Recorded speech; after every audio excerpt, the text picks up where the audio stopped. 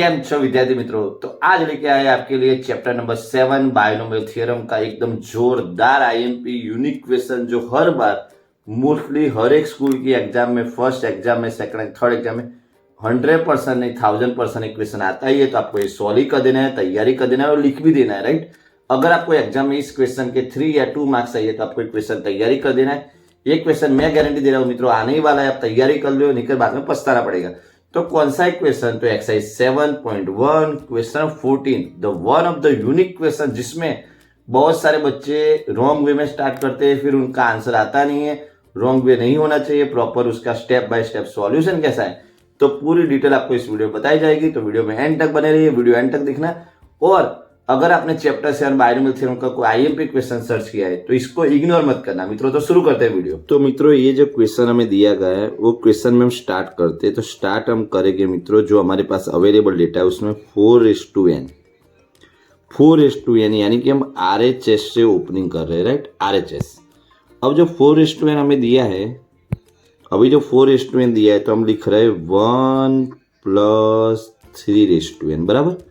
चलो अब हम इसमें बायनोमियल थ्योरम यानी कि द्विपदी प्रमेय अप्लाई करते हैं।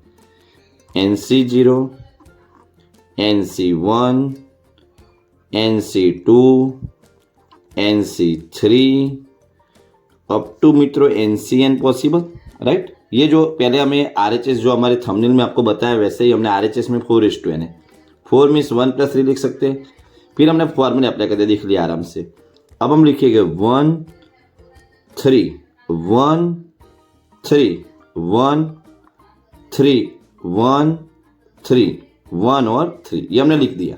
अब आपको खुद को मालूम है, पहले हमने n लिखना है, फिर n-1 लिखना है, फिर n-2 लिखना है, फिर n-3 और फिर लिखेंगे 0, बराबर।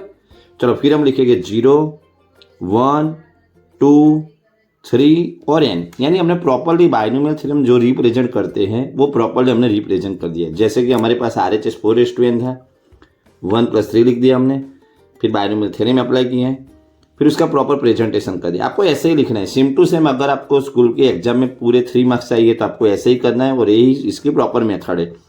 देन आफ्टर इसका जो LHS था मित्रों, sigma R = 0 to n NCR 3:r। अब ये मैंने कैसे लिखा आपको मैं समझा रहा हूँ। देखिए R = 0 रख दिए यहाँ पे मित्रों। अगर आप R = 0 रख रहे हो तो R = 0 तो NC0, तो ये स्टेप मिल गया आपको। यहाँ पे 3:0 तो ये भी क्लियर हो गए।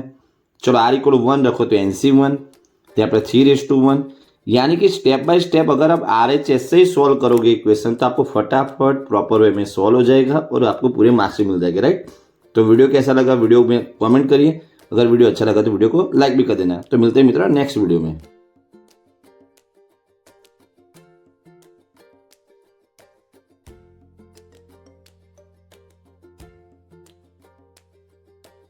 ये था मित्रों चैप्टर नंबर 7 बायनोमियल थ्योरम का step by step proper way solution. आपको वीडियो कैसा लगा? वीडियो को अच्छा लगा तो वीडियो को लाइक भी कर देना, चैनल पे नया तो चैनल को सब्सक्राइब कर लेना। और अगर आपको लगे ये वीडियो प्रॉपर पर्सन को शेयर करना तो उनको शेयर भी करना। लेकिन इतना रखना कि चैनल पे जो भी वीडियो अपलोड हो रहा है उसकी गारंटी मैं दे रहा हूँ, वीडियो आपको फुल में गारंटी दे रहा हूँ कि आने वाली कोई भी एग्जाम है, आने वाली कोई इग्नोर नहीं करना है, तैयारी कर देना है, राइट।